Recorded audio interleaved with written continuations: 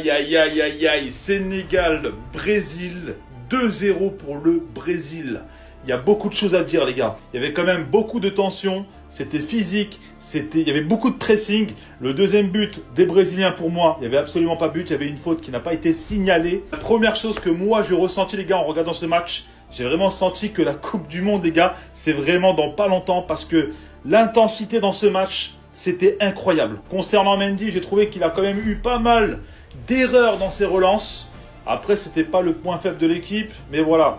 À force, les gars, de mauvaises relances, on perd des ballons et c'est compliqué. Cette défaite, c'est aussi malheureusement la première de Pape Thiaw, car depuis qu'il est sur le banc sénégalais, il n'avait jamais perdu, les gars. Donc c'est sa première défaite. Et donc forcément, c'est la fin d'une série de 26 matchs sans défaite pour le Sénégal.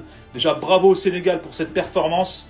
Et puis les gars, c'est comme ça, la CAN elle arrive dans un mois, ça va permettre de faire certains réajustements, de se poser certaines questions et Inch'Allah, vous allez devenir beaucoup plus fort. Pour terminer cette vidéo, qu'est-ce que vous avez pensé de Sadio Mané? Dites-le moi dans les commentaires. Personnellement, j'ai trouvé qu'il n'a pas forcément été aidé par ses coéquipiers, mais c'est compliqué. Franchement, je m'attendais à beaucoup mieux de la part du Sénégal. Alors ok, c'était le Brésil en face, mais pour moi, le Sénégal devait faire largement mieux. Après, attention, le match, il n'est pas du tout à jeter. Parce qu'on a vu des belles choses, justement. C'est ça qui est frustrant, c'est que les Sénégalais ont proposé des très très belles choses dans cette rencontre. Quand on voit la deuxième mi-temps qui était quasiment totalement dominée par le Sénégal, quand on voit toutes les occasions sénégalaises, et quand on voit surtout, voilà, comme je vous avais dit avant ce match, les frères. Je vous avais dit, pour moi, le Sénégal pouvait battre le Brésil à condition que le Sénégal démarre bien ce match. Regardez à quelle minute sont arrivés ces buts.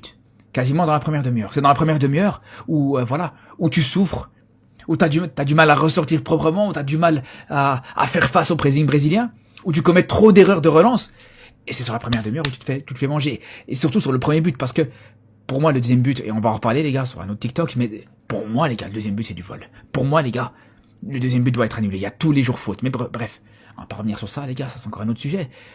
Mais au final, s'il y a une chose à souligner, s'il y a une chose vraiment qu'il faut mettre en évidence, c'est l'audace du Sénégal dans ce match. Là, franchement, ça m'a choqué. T'as le Brésil en face, qui est une très belle équipe, et franchement, c'est un Brésil qui est de plus en plus impressionnant. Ancelotti commence à faire du très bon travail avec le Brésil.